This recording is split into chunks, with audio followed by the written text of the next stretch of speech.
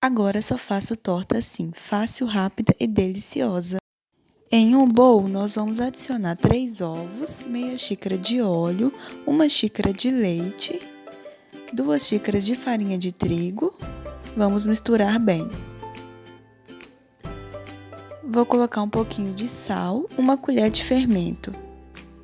Misturar novamente. Agora eu vou colocar 1 cebola picadinha, 1 tomate picadinho, 200 gramas de presunto ralado, 200 gramas de mussarela ralada, 1 lata de milho. Vamos misturar até envolver todos os ingredientes na massa. Em seguida, nós vamos colocar em uma forma untada, vamos levar ao forno pré-aquecido a 180 graus até ficar bem douradinho. Ficando assim a nossa torta. Espero que tenham gostado do vídeo. Fiquem com Deus. Tchau!